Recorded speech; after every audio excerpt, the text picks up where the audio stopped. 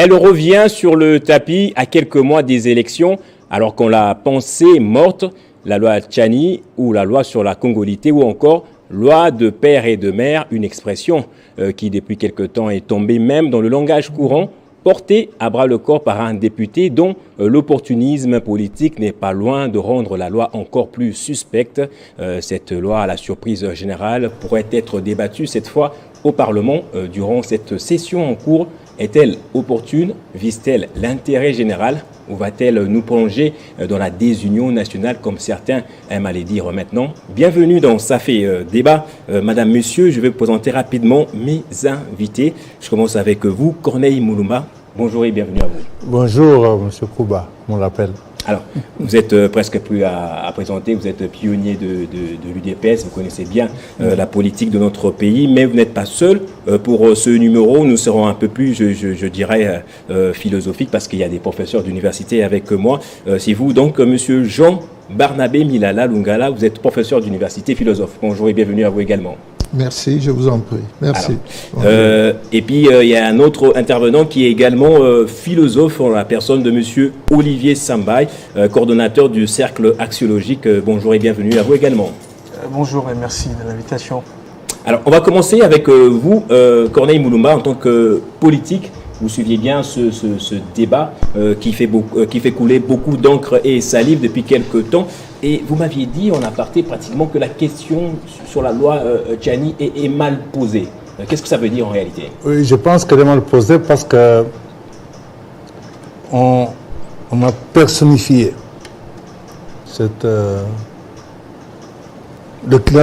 le climat, ce qui est très dangereux. On a en quelque sorte, on n'a pas suffisamment expliqué, vulgarisé le but de cette loi, l'objectif de cette loi.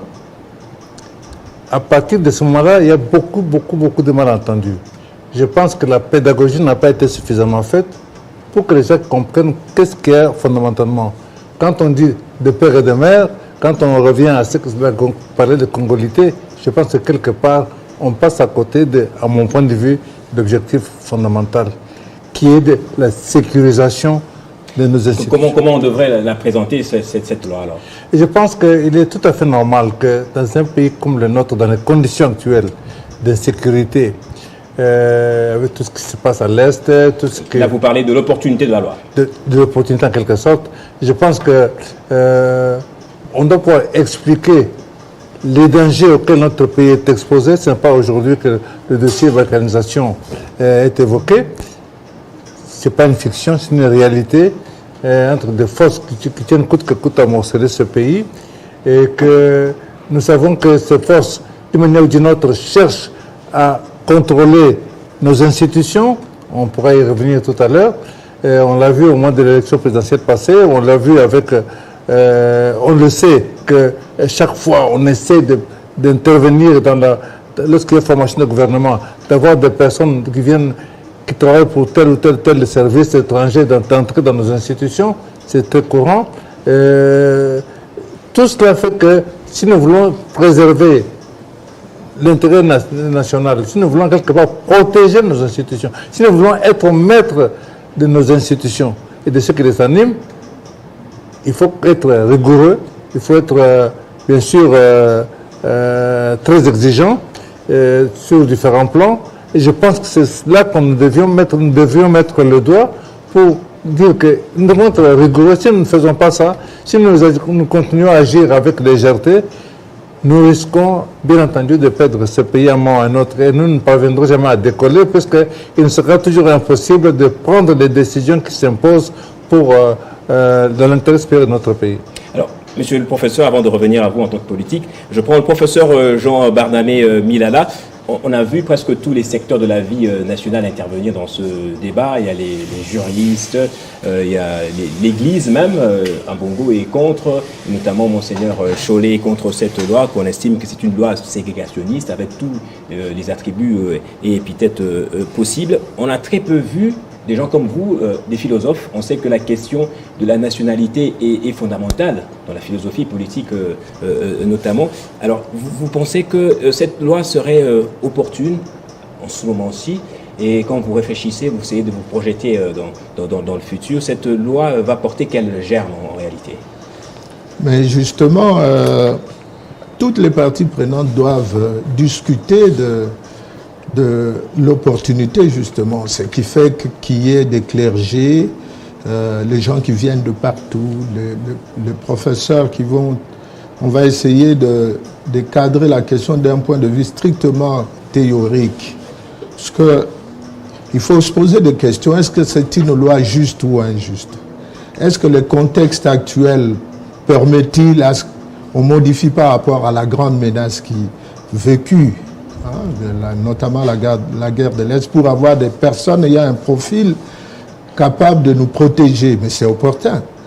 Parce que vous connaissez Bisengimana notamment. Du contexte sécuritaire, c'est ça, vous dites? Mais justement, pas seulement tel que on canarde les gens, on les dépièce, on les découpe, etc. C'est quand même assez tragique. Donc, par rapport à l'expérience historique que nous avons, assez inédite, par rapport au contexte même, notamment des gens qui veulent prendre de nos richesses, etc. Donc, il y a là un vrai problème. Est-ce que par rapport au contexte tel que ça se pose maintenant avec acuité, est-ce qu'il ne faudrait-il pas qu'on ait quelqu'un qui ait le profil et donc capable de protéger la nation? La question est totalement pertinente, mais au point de départ, c'est d'abord une question normative. C'est-à-dire, est-ce qu'on peut avoir les normes d'action, mais qui prennent en compte tous les aspects? C'est pourquoi il faut, comme je l'ai dit avant, les clergés, les scientifiques, les politiques, ceux de la société civile, etc. etc. Donc, il faut un vrai débat, donner la vraie signification de ce que l'on veut. Est-ce qu'il faut qu'on arrive à un consensus ou qu'on arrive à un accord politique? Parce que le plus important, il ne faut pas oublier, en politique, c'est les marchandages politiques. C'est la force politique qui compte. Donc ce n'est pas pour des beaux yeux que nous allons avoir tout simplement des arguments qui comptent. Il n'y a pas que les arguments, il y a la force de l'argument, c'est-à-dire le poids politique des institutions. Et si ils trouvent que ça va dans leur intérêt, mais ils vont pouvoir le faire, il n'y a pas de problème. On est dans un champ politique de rapport de force, et donc à ce moment-là, ils sont dans le droit de faire ce qu'ils pourront, pour autant qu'ils savent que ça va dans le sens de leurs intérêts. J'ai eu une autre question dans le sens de la réflexion toujours. Est-ce bien à propos que l'on dit de cette loi qu'elle est une loi sur la congolité?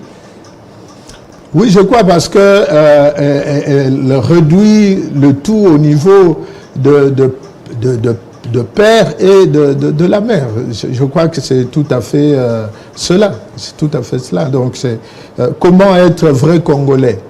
Mais c'est là justement la question. Est-ce que, tel que dispose la loi, faut-il qu'un des parents, tout simplement, soit congolais pour qu'on soit candidat président de la République? Est-ce qu'il faut-il renforcer?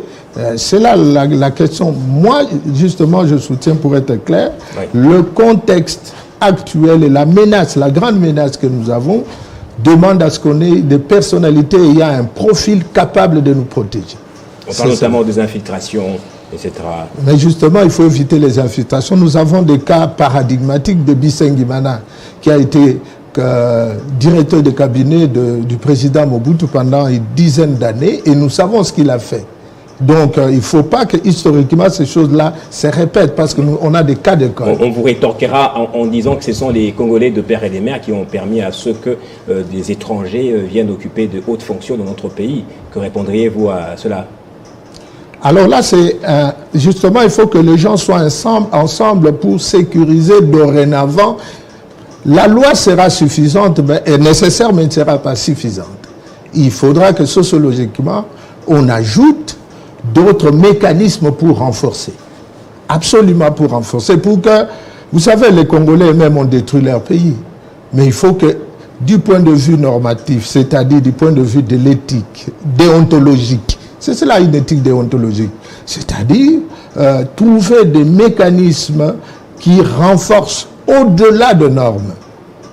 pour qu'on soit sécurisé dorénavant, que les Congolais ne continuent pas à s'aventurer avec leur pays. Merci, monsieur le professeur Olivier Sambaï. Vous êtes philosophe également, coordonnateur du cercle axiologique, comme quoi vous mettez beaucoup plus l'accent sur la vertu. Le professeur a dit, est-ce une loi juste? Pensez-vous que c'est une loi juste, cette loi-ci, au regard de plusieurs menaces, de divisions qui sont brandies des part et d'autre par des communautés, au regard également de notre discours qui dirait que c'est une loi électoraliste qui vise à barrer la route à un candidat potentiel? Merci. Moi, j'aborderai dans ce sens qu'il faut analyser profondément la situation et faire très attention.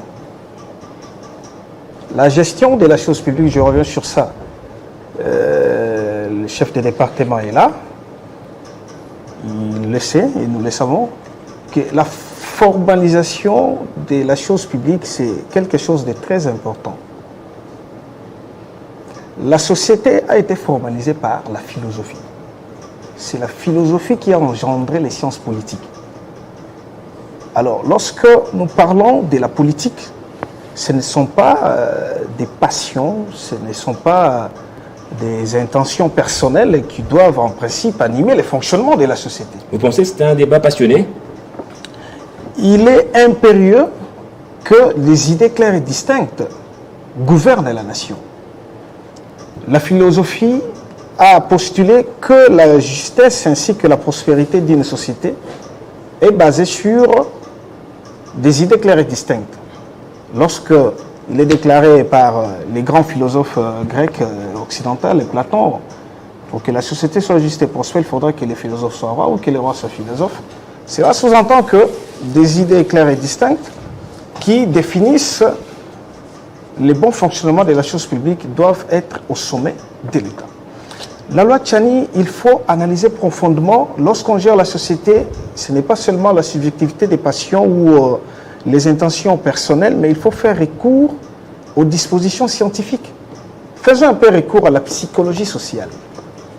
Comment cette loi est perçue aujourd'hui au sein de la société? Quelles sont les interprétations? De manière diversifiée, ça part dans tous les sens. Ouais. Quel est le taux d'alphabétisation de la population congolaise pour que cette loi soit bien comprise à la lettre? Parce que le danger est là. Vous savez, il aurait fallu qu'on fasse un très bon casting avant de proposer cette loi. Comment détecter aujourd'hui qu'un Congolais l'est de père et de mère? Comment détecter aujourd'hui qu'un Congolais l'est de père et non seulement de la mère? Parce que la gestion de l'État n'est même pas formalisée, dans ce sens que nous n'avons même pas de données démographiques. Un Centrafricain peut s'infiltrer ici au pays, et prétendre être père de mère. Il est centrafricain parce qu'il aura fait 10 années, voilà, il y aura enrôlement, il se présente, il dit voilà, j'ai passé 10 ans en Europe, je ne me suis jamais fait enrôler. Il bénéficie de la carte d'électeur qui fait office de la carte d'identité. Il se renseigne, quelle tribu, quel État, il présente les noms de ses parents. Et s'il a le faciès commun ici, oui, la morphologie, on lui attribuerait la nationalité congolaise. On lui attribuera à ce moment la nationalité congolaise. Si je peux vous renchérir, pourtant, s'il y a un autre Congolais de l'Est, notamment qui a un patronyme à consonance étrangère, notamment ceux qui sont... On risquerait de les qualifier d'étrangers pour tous un Congolais. Et pourtant, c'est un Congolais. C'est justement ça le point de départ. Donc, cette loi ne viendra pas résoudre les problèmes tels que présentés. Par contre, ça serait peut-être mettre de l'huile au feu. Dans ce sens que nous avons déjà été piégés. L'homme occidental applique la logique prospective. Pour vous détruire, ce n'est pas l'immédiat. Il fait des projets à long terme. 20 ans, 25 ans, il est patient, il attend le moment opportun pour qu'il puisse bénéficier des résultats de ses attentes. La constitution que nous avons aujourd'hui, c'était une constitution qui a alimenté les pays à la balkanisation, dans ce sens que c'est une sorte de provincialisme qui a été mis en place. Les gouverneurs sont nommés. Pour être député provincial, il faut être originaire. Je ne peux pas, moi, me présenter au Maniema comme un candidat député provincial. Personne ne va m'accepter là-bas. Et on dira non, il n'est pas de chez nous. Nous ne les connaissons pas. Et voilà, aujourd'hui, le tribalisme est en train de refaire surface. On perd l'unité nationale. simplement parce qu'on veut que chacun reste chez soi comme gouverneur, cette loi peut comme renforcer député le tribalisme, national. hein? Ça Dans va quel sens, renforcer oui. davantage dans ce sens que moi, je suis dans la psychologie sociale d'abord, sans évoquer d'autres dispositions scientifiques. La psychologie sociale ferait que l'on puisse mal interpréter cette loi pour dire que, comme on dit Congolais des pères et des mères pour des fonctions régaliennes au sein du pays, dans ce cas, moi aussi je suis Katangé de père et de mère. Vous qui êtes du Bandundu, ne venez pas chez nous ici.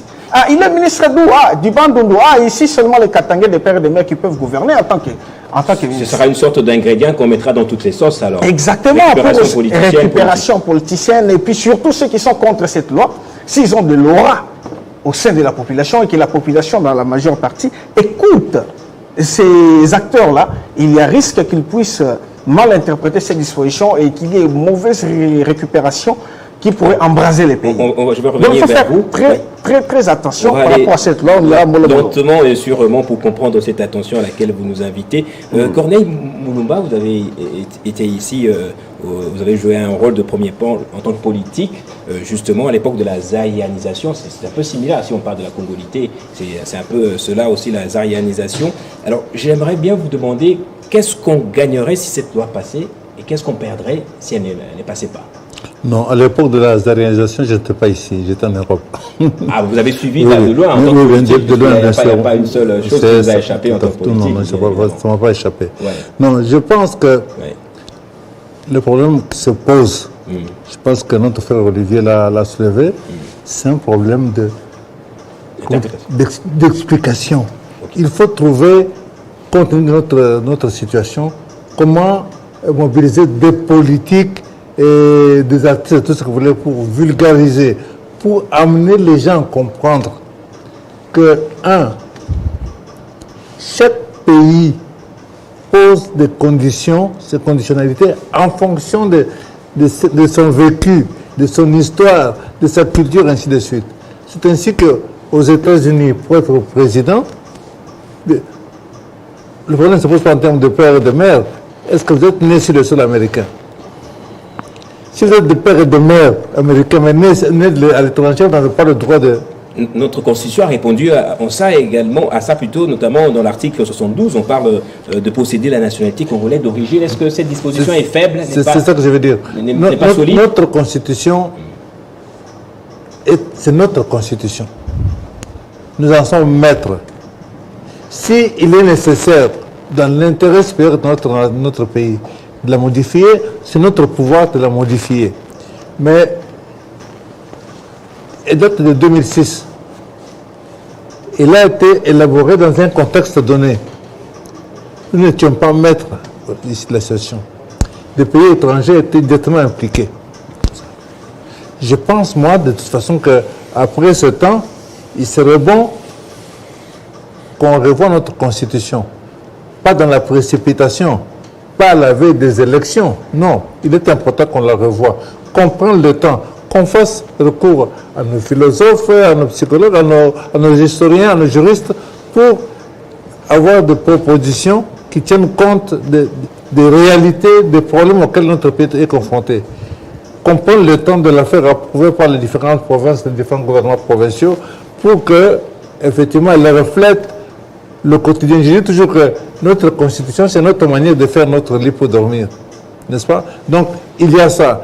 On ne doit pas dire que non, la constitution, elle est là, c'est vrai, mais s'il est nécessaire pour, dans l'intérêt de notre pays, qu'on la revoie, on doit la revoir. C'est notre pouvoir. Ça, c'est un. Deux, il est un fait que lorsque j'ai suivi comme vous la déclaration de Kazan Lambongo, en disant que cette loi va accentuer le tribalisme et ainsi de suite.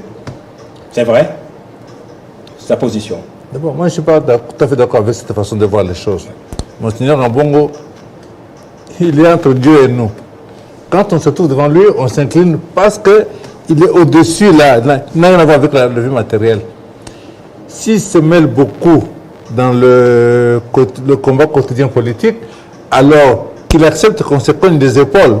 Parce que, quelque part, il déborde. Je m'explique, je suis très clair là-dessus. Il faut savoir que, les politiques congolais ont des responsabilités envers les Congolais. Ils rendent compte à des Congolais. À ma connaissance, je pense que c'est le cas, les évêques ne rendent pas compte à des Congolais. Ils rendent compte à Rome. C'est Rome qui les nomme. Okay?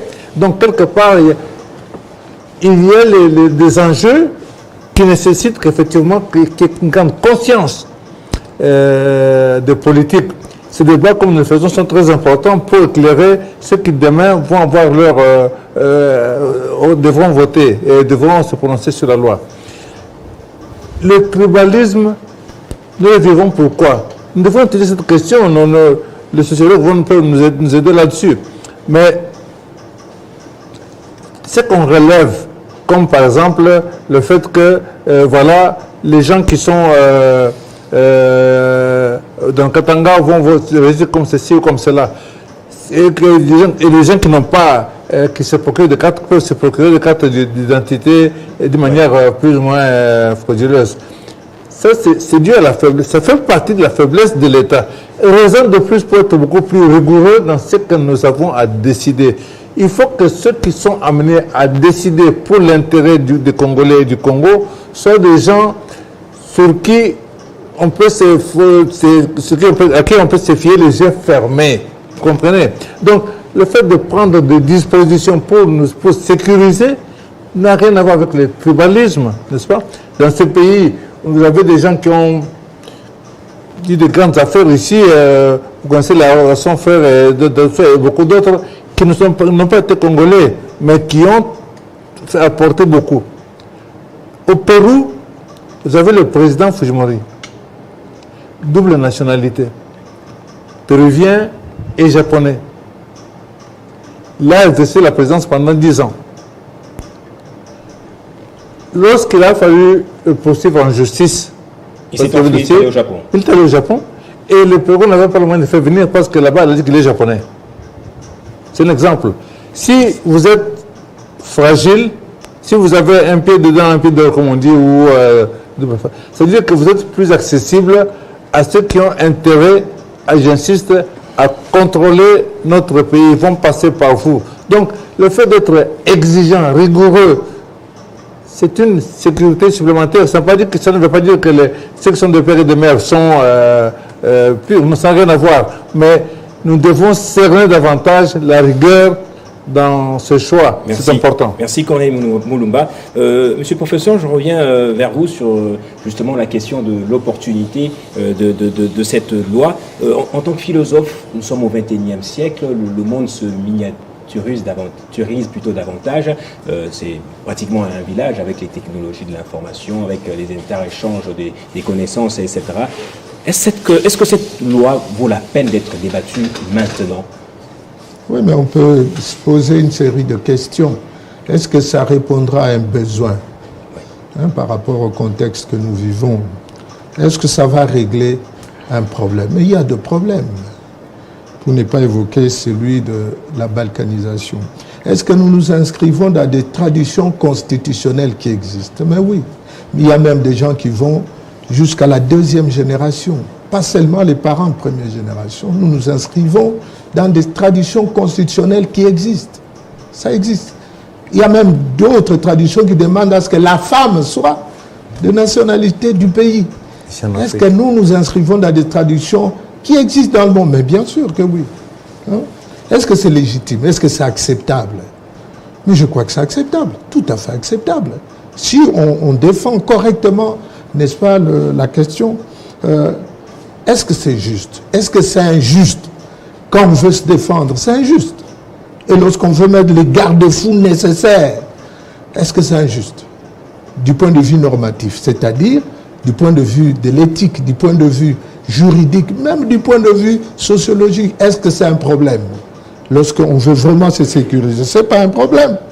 Bon, est-ce qu'il y a eu un accord normatif préexistant? Il y a eu un accord dans un contexte différent. On n'a jamais vécu ce qu'on vit à l'Est. On n'a jamais vécu ça. Est-ce qu'il y a égard à ça, nous pouvons faire plus? Même s'il y a eu un accord constitutionnel préexistant, est-ce que nous pouvons réviser la Constitution? Mais on peut, quand on veut. C'est cela. Mais ça dépendra du poids politique et l'intérêt de ceux qui veulent obtenir justement ce qu'ils veulent obtenir. Est-ce que notre expérience historique permet à ce qu'on le fasse? Oui, on a eu un directeur de cabinet, pour ne pas répéter, mais répéter, Distinguiman à l'occurrence, nous savons ce qu'il a fait pour obtenir la nationalité collective de Sien. Et ça nous a posé un grand problème sur, n'est-ce pas, à l'Est. Bon, maintenant revenons à ceux qui pensent que c'est taillé sur mesure. Justement, parce que mais il faut mettre ça elle est juste d'après vous, mais quand on voit sur le terrain, concrètement, on se rend compte qu'elle discrimine pas mal des Congolais, notamment Moïse Katumbi, puisqu'on le cite assez souvent, mais il n'y a pas que lui qui a rendu beaucoup des services, loyaux services à la nation congolaise, et raison pour laquelle même Delis Esanga estime que c'est une loi à des visées électoralistes. Écoutez, dans ce pays ici, on a même sorti de l'armée de provinces entières.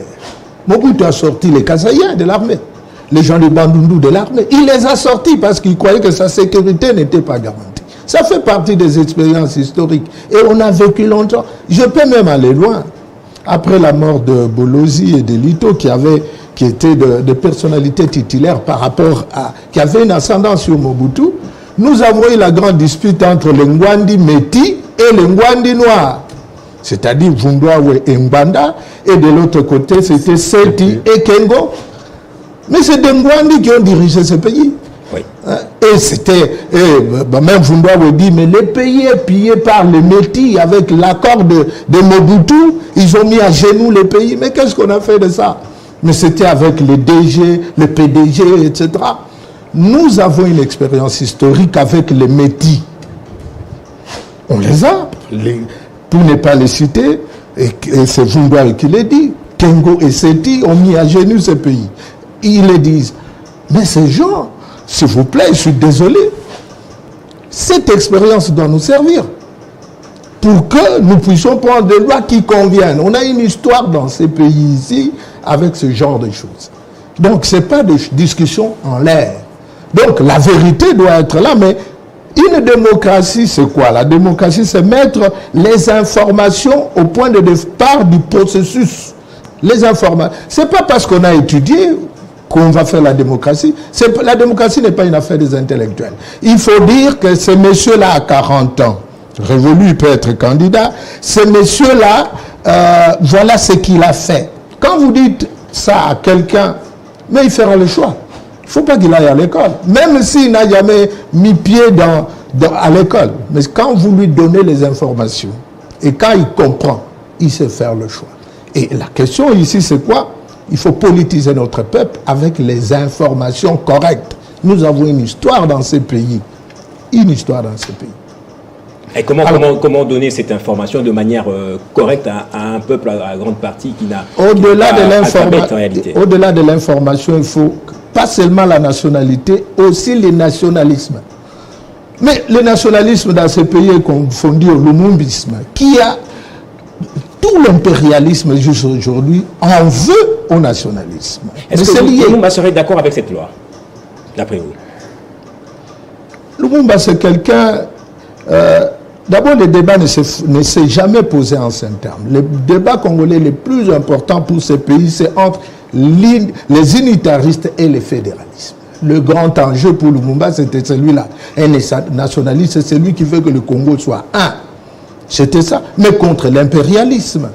Donc, on a de l'autre côté l'impérialisme. Mais aujourd'hui, on a un impérialisme rwandais rampant qui est là, avec l'infiltration. C'est un autre contexte. Qu'est-ce qu'on va faire? Si Lumumba était là, il aurait analysé l'impérialisme rwandais rampant qui est là, et il aurait, il me semble, il aurait choisi pour la protection de ces pays. La protection de ces pays demande à ce que nous ayons des personnalités calibrées, qui ont un profil véritable de protéger le pays. Et pour cela, il faut s'entourer de tout ce qu'on peut avoir pour que nous nous puissions... Regardez, c'est cela la déontologie d'ailleurs, une éthique déontologique. Alors les gens disent par exemple que, parce qu'il n'y a pas que le chef de l'État, les officiers de l'État qui dirigent de grands groupes doivent avoir le même profil, c'est important. Combien de fois la chaîne de commandement à l'Est n'a été que trahison? Mais lorsqu'on peut trahir, il faut qu'on s'entoure des officiers de haut gradé puissent répondre au même profil. C'est important, pas seulement les chefs de l'État, c'est-à-dire pas seulement ceux qui sont élus, même ceux qui doivent être nommés. voilà pour revenir à mes questions. Est-ce que c'est légitime? Est-ce que c'est acceptable? Je crois que c'est acceptable. Est-ce que nous nous inscrivons dans des traditions? Mais oui, nous sommes même minimalistes. Il y a des gens maximalistes. La femme doit être de nationalité, deuxième génération, etc. Il y a des gens qui vont très loin. Nous sommes minimalistes et je crois que ça ne posera pas de problème. Pour autant que c'est un besoin, le pays peut partir. Les gens sont en train de blaguer. Le pays, moi, je vis en Ituri pendant, ça fait 5 ans, j'ai vu des choses incroyables. Incroyables. Donc, peut-être que les gens voient ça de l'Ouest, de très loin. Nous qui sommes là sur place en Ituri, à Bunia par exemple, mais c'est coupé depuis longtemps entre Mambasa et Bunia, mais ça fait 200 km, on y allait en voiture, on revenait, on ne peut plus y aller, c'est impossible. C'est des villages entiers qui se sont délocalisés. Mais les gens en parlent de loin. Ces pays-là, il faut les protéger. Et par tous les moyens. Merci beaucoup, monsieur le professeur. Olivier Sambaï, vous militez depuis un bon bout de temps déjà pour une reconstruction logique de notre société, la société congolaise. Vous aviez évoqué récemment aussi les fondamentaux qu'il faut pour avoir un État-nation. Vous allez revenir sur ça également.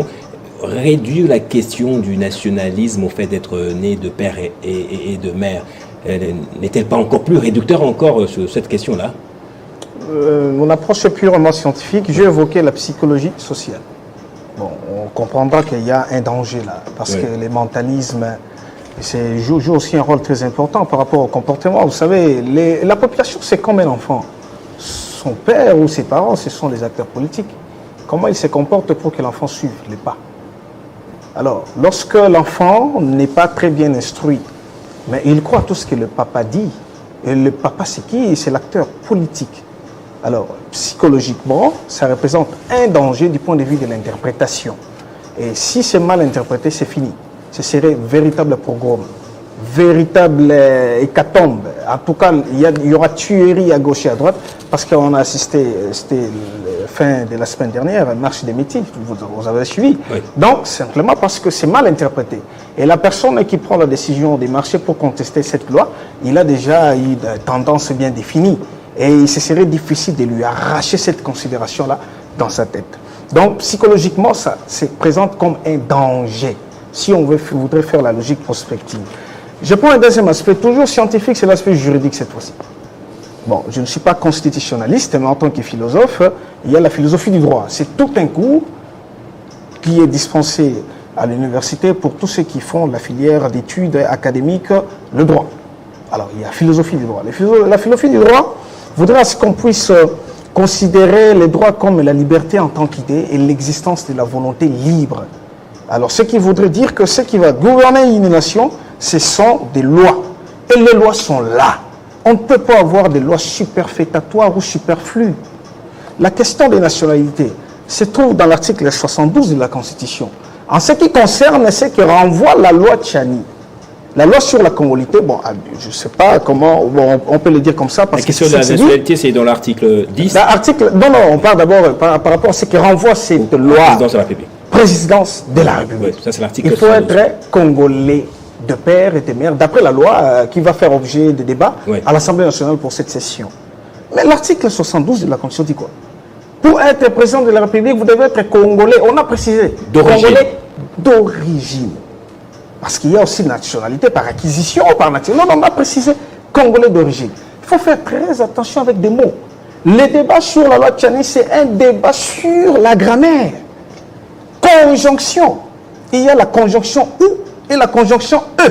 La conjonction ou, en logique, c'est la conjonction des disjonctions inclusives. On opte un choix, mais ce n'est pas exclusif. Or, l'article 10 de la Constitution parle de la nationalité congolaise qui est la nationalité congolaise d'origine, d'après, permettez-moi, la nationalité congolaise est d'origine, soit d'acquisition individuelle et congolais d'origine, ça c'est ce qui renvoie l'article 10.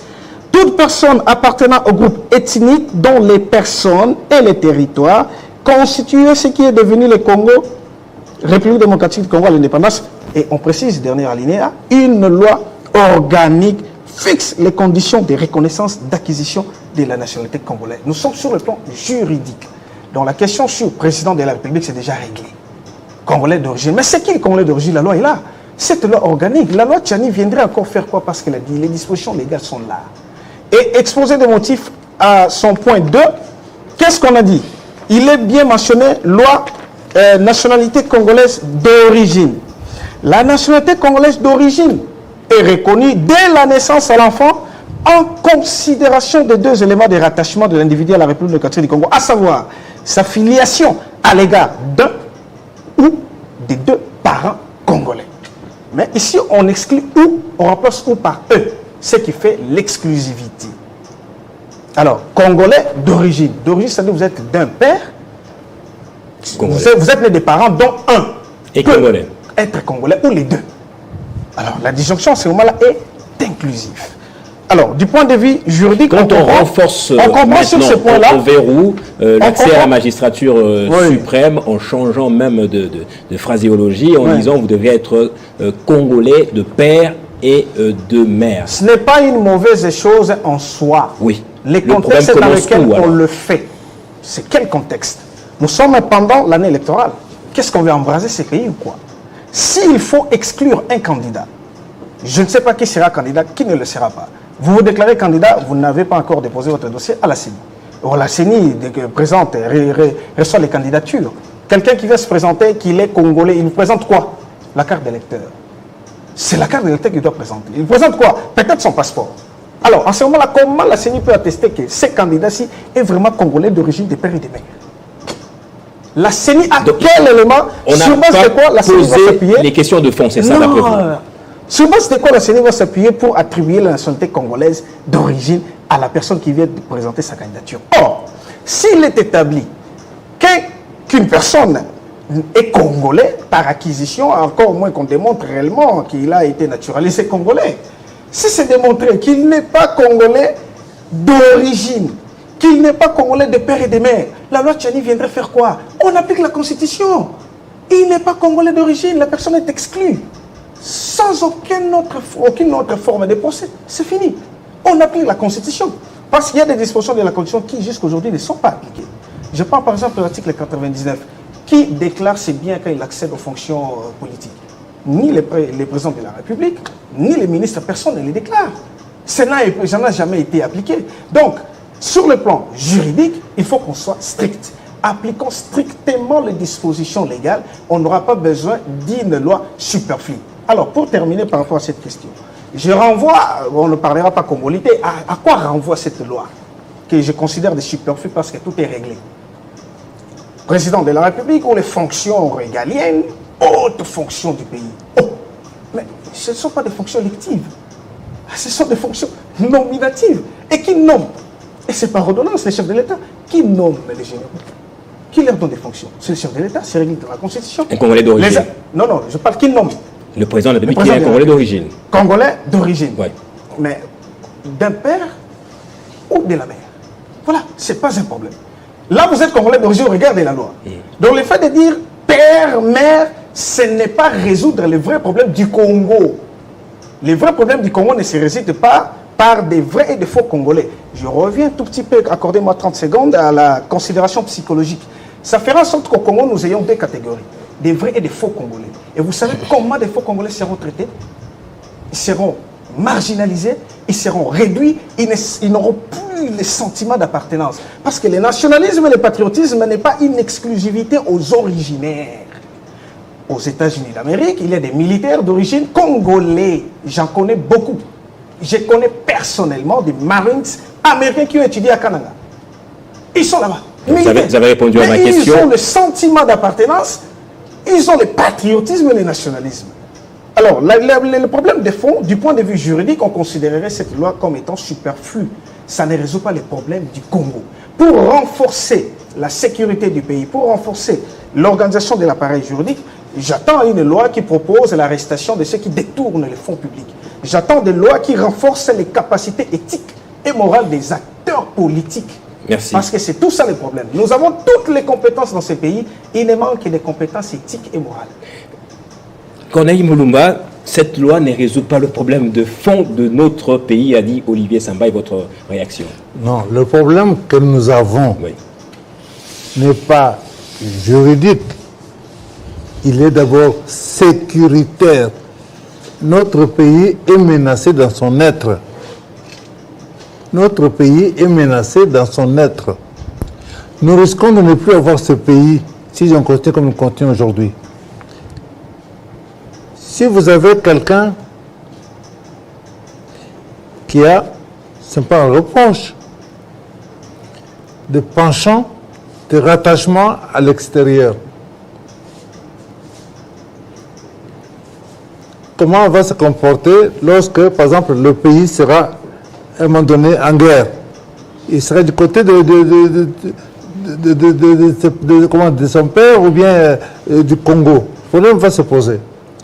Bien sûr que toutes les lois, peut-être pas toutes, mais en tout cas beaucoup de lois sont discriminatoires. Déjà, lorsqu'on décide que pour être candidat président de la République, il faut déposer une caution de $100,000. Est-ce que vous vous imaginez combien de Congolais compétents, patriotes, sont écartés et qui voudraient bien sont écartés par cette loi? Mais c'est une loi et tout le monde s'incline. Écoutez, bon, c'est 100 000, moi je fais 100 000, je ne sais pas y aller. Mais il faut déposer 100 000. Combien de Congolais ont la capacité de déposer 100 000?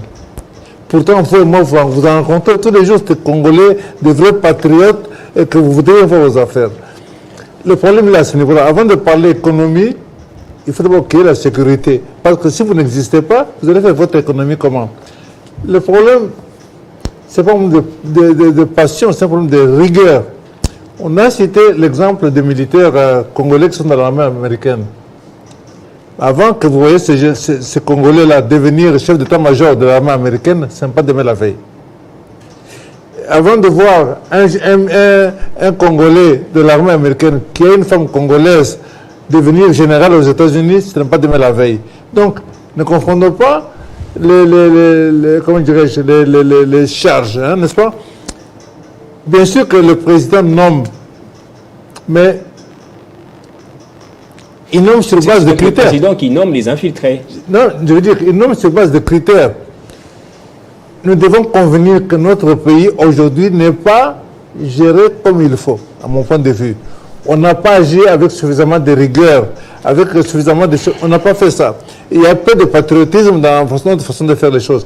Mais c'est pour ça que, en tout cas moi en tant que politique, c'est pour ça que nous faisons de la politique. C'est pour changer, pour améliorer. Donc comme Olivier Sambaye, la question fondamentale n'a pas été fondée, notamment la question de l'éthique et des valeurs en politique. Non, il y a l'éthique et la politique. Il y a tout ça. Mais ici, nous avons un problème immédiat qui est celui du problème sécuritaire. Oui, il y a la Constitution. Je rappelle que cette Constitution a été élaborée dans quelles conditions? Nous avions sur notre sol des étrangers qui étaient actifs dans des institutions du fait de la guerre qu'il y a eu. Ces gens-là, et puis tout le monde avait coutume de dire la Constitution de Liège. Les Louis Michel et compagnie ont joué un rôle important dans cette Constitution. Mais en le faisant, ils ont revu leurs intérêts. Et souvenez-vous des mécanismes de brassage et de mixage et compagnie qui ont fait que nous avons dans notre armée, nous avons eu beaucoup d'officiers étrangers.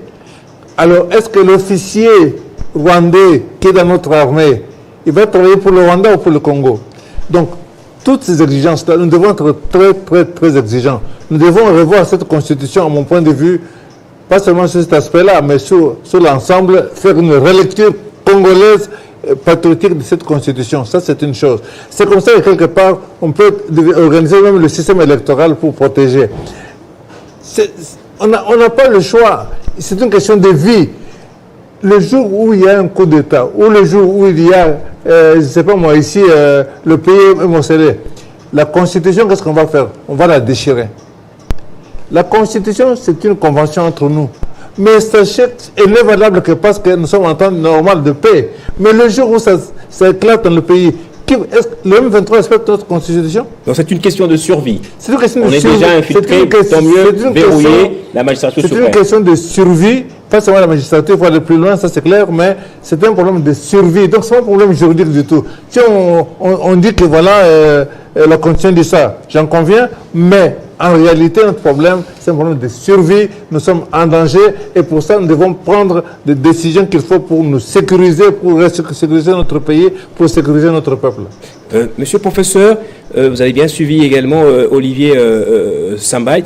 D'après lui, cette question de la loi Tchani va installer ce que je peux appeler une méfiance identitaire à la langue quand on essaie de se projeter. Finalement, regardez un peu bien la configuration de notre pays, 9 pays frontaliers, les gens limitrophes se marient avec les pays d'en face. Finalement, ça va crisper un peu les relations et il y aura une implosion de l'intérieur et à l'intérieur. Comment voyez-vous les choses? Mais il y a 32 ans, nous n'avons vécu que ça avec Mobutu. L'armée, les officiers, la majorité, c'était des Bunza. Vous le savez, les Ngwaka étaient trop peu. Justement parce que les Ngwaka avaient une attitude un peu plus hostile par rapport aux Ngwandi. C'est des faits qu'on a vécu. Nous avons vécu le séparatisme, l'ethnicisme au comble de la pratique. La vraie menace est politique. Les juristes disent que les faits précèdent le droit, mais c'est l'existence même de ces pays. C'est la question fondamentale. L'existence du Congo comme Congo. C'est ça le grand problème. Alors, pour cela, il faut que l'on prenne en compte l'ensemble d'arsenal théorique que nous avons, en commençant par les traités, accords internationaux. Il faut qu'on ait quelqu'un qui soit capable de tirer de ressources des traités, accords internationaux. Mais après ça, nous avons les lois référendaires. Mais lorsque ça ne va pas, nous avons deux façons de réviser la Constitution, soit de façon originaire, soit de façon dérivée. Si cette Constitution ne prévoit pas à l'interne des mécanismes de révision, mais nous la révision pas avec une constituante qu'on va mettre en place qui va les faire de facto de façon originaire. C'est cela. Et après, nous avons la Constitution telle qu'elle est. Après la Constitution, nous avons les lois ordinaires, et puis viendront les arrêtés, etc. Ce que j'aimerais dire, c'est quoi? Il faut que sur le plan normatif, nous puissions tirer profit de l'ensemble des mécanismes que nous avons pour nous protéger. S'il faut le faire avec les traités, accords internationaux, il faut le faire. Absolument, il faut le faire. Et s'il faut le faire avec les lois référendales, c'est-à-dire soumettre une nouvelle constitution, parce que celle-là ne prévoit pas de mécanisme de sa révision. Mais nous allons le faire. Nous ne sommes limités par personne. La seule limite, c'est quoi? Lorsque nous ne sommes pas capables de protéger l'existence de ces pays. C'est un fait politique majeur. Quand ce fait politique est là, comme l'a dit M. Corneille, mais c'est fini. La loi, même fondamentale, on n'en aura plus besoin. Est-ce que l'existence du pays est menacée par le fait de gouvernance ou par le fait de personnes et de leur identité? La balkanisation. Et il faut quelqu'un qui soit capable de combattre la balkanisation sincèrement. Et la gouvernance dans tout ça? L'éthique, les valeurs dont parle Olivier? C'est cela la gouvernance. La gouvernance, c'est quoi? La gouvernance, c'est que les parties prenantes font tout pour avoir un accord de stabilité pour que le pays soit gouverné. Parce que si le pays est ingouvernable, parce que ce n'est pas stable. Mais c'est l'effet des acteurs politiques, par exemple. Il faut que les acteurs politiques aient un accord minimum, un consensus minimum sur l'existence de ces pays. Je suis parfois très étonné de voir que beaucoup de grands politiciens ne parlent pas, ne prennent pas parole et ne font pas de déclarations sur ce que nous vivons à l'Est, des tueries journalières. Mais on sent que derrière, c'est le ventre, c'est des intérêts individuels.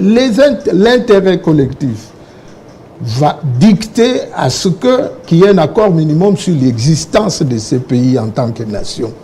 Et les vrais politiciens mettront leurs intérêts particuliers en sourdine pour que, ensemble, qu'il y ait un grand accord pour que ces pays existent, c'est-à-dire qu'ils ne soient pas balkanisés en Congo utile et Congo inutile. On fait de l'Équateur un Congo inutile. On fait de la Chopo un Congo inutile.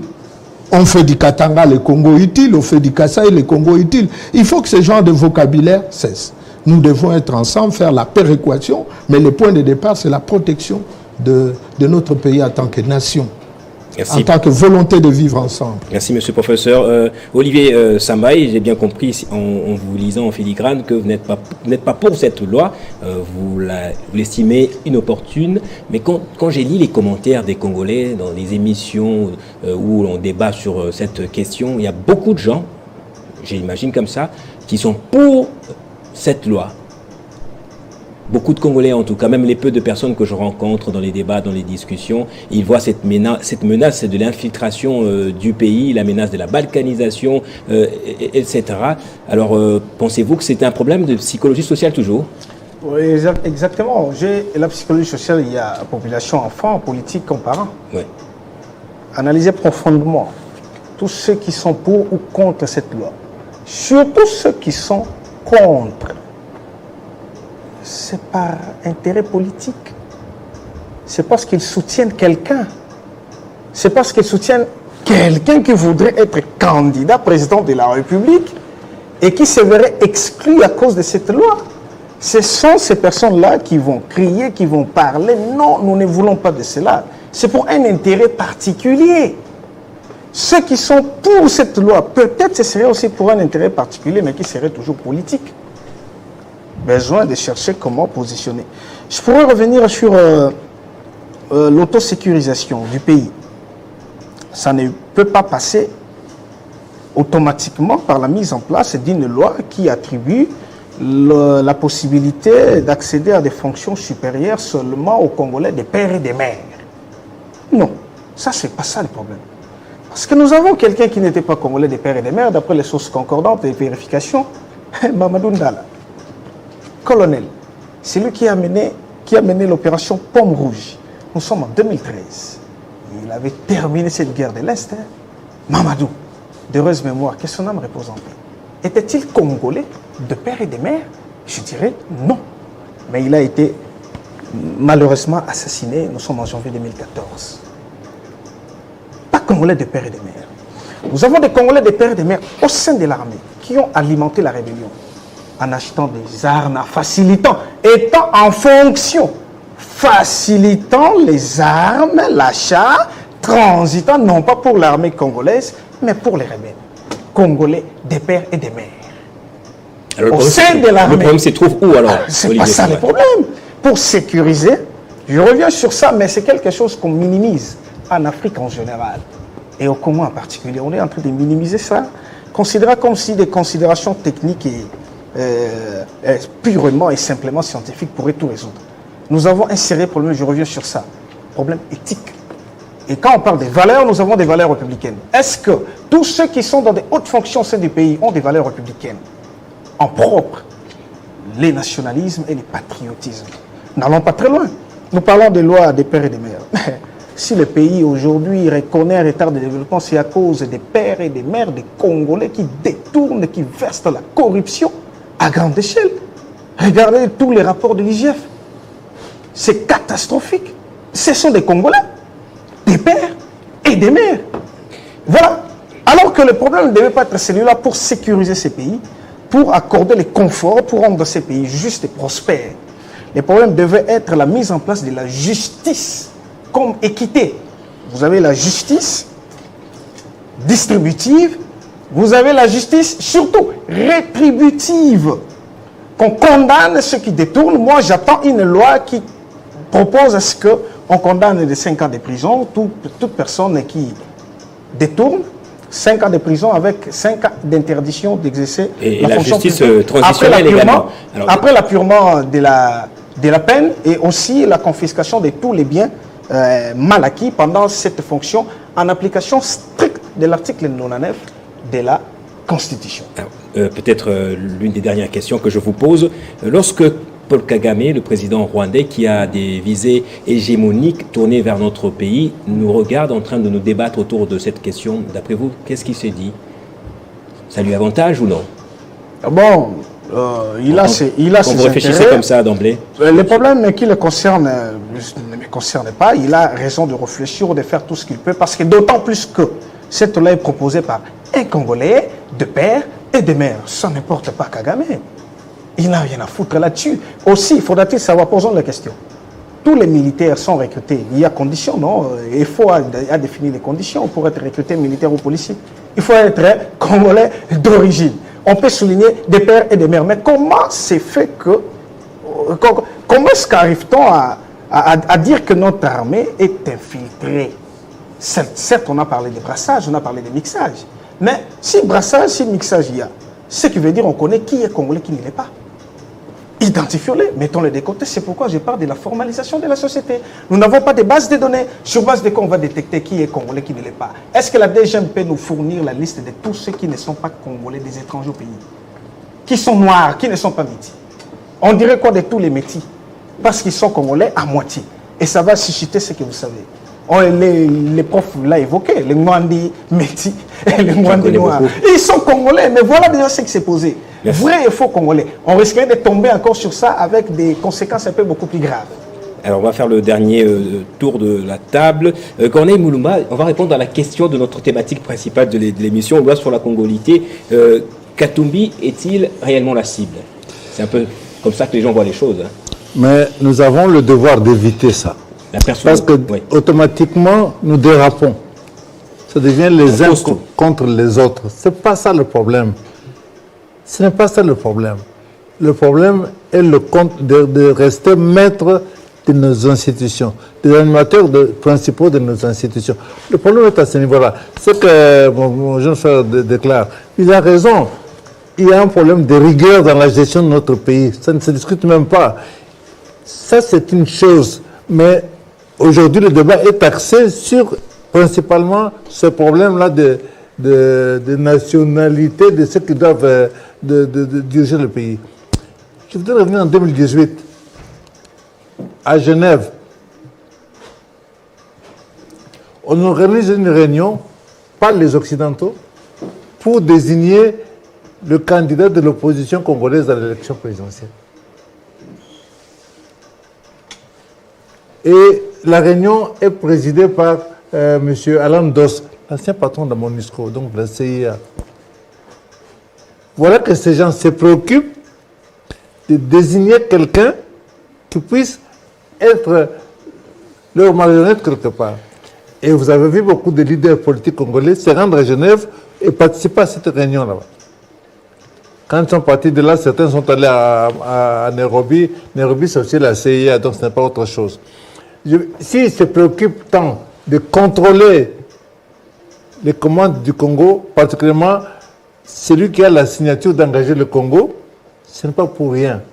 Donc, si nous voulons nous libérer, nous devons être très, très, très rigoureux dans le choix de ceux qui doivent animer les institutions.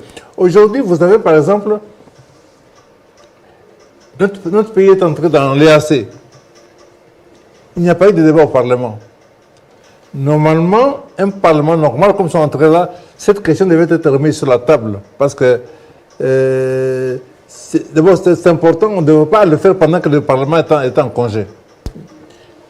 Par la suite, les troupes de l'EAC entrent sur notre territoire sans qu'il y ait débat à notre Parlement. Vous avez vu que l'Angola, donc le Parlement angolais, a dû donner l'autorisation pour que les 1000 soldats angolais là puissent aller là-bas. Donc, je veux dire que le problème, évitons, et je pense malheureusement, vous avez raison, que les différentes déclarations, y compris celles de Cholet ou de Monseigneur de cardinal et le reste, ça correspond à un combat, si vous voulez, d'individus.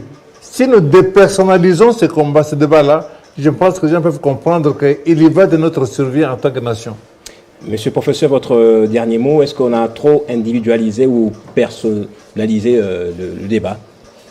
C'est l'occasion, on va dire que Bisengimana nous a permis de tirer les conséquences d'une attitude aussi déplorable pour notre pays. Et M. Moïse Katumbi est l'occasion, il est l'occasion pour nous rappeler ces faits. Et personne ne va nous interdire de nous rappeler ces faits qui ont fait que le pays soit ce qu'il a fait à cause, je le répète, de ce que Bisengimana a fait. Mais rappelons-nous que la Constitution, après Sand City, s'était taillée sur les belligérants. Hein. On ne peut pas absolument, de façon absolue écarter ce point de départ. C'était des intérêts des belligérants qui ont été mis en avant. C'est pourquoi j'ai dit qu'à ce moment-là, les belligérants étaient l'occasion pour avoir une nouvelle Constitution. Et M. Katumbi nous rappelant Bisengimana, il en est l'occasion aussi. Ce n'est pas taillé du tout sur mesure, d'autant plus qu'une constitution, c'est beaucoup d'aspects. Merci, monsieur le professeur. Olivier Sambaï, dernière question. Comment être rigoureux alors dans le choix de ceux qui nous gouvernent? comment être rigoureux, il y a deux choix. D'une part, vous avez la population qui vote, qui choisit par voie de suffrage le président de la République ainsi que les députés. Ça, c'est d'une part. D'autre part, vous avez la fonction président de la République qui choisit des personnes qui vont faire partie de son régime, en armée, au gouvernement, les cours et tribunaux, etc. Donc, comment faire des choix rigoureux, vous avez la définition du profil. Il faudrait, moi, je pense que la personne que vous choisissez soit irréprochable. Irréprochable. Réputé irréprochable parce qu'il aura déjà de l'expérience. Irréprochable, vous savez, avec l'irréprochabilité, détecter la dose éthique. Je reviens sur ça. La dose éthique, la dose morale, pour qu'il puisse servir les intérêts du pays et non ses propres intérêts. Donc la formalisation aussi du fonctionnement du pays est des mises et vraiment des rigueurs, des strictes rigueurs. On ne peut pas évoluer comme si on était en train de naviguer à vue. Je me pose la question de savoir si au pays, nous avons des projets quinquennals.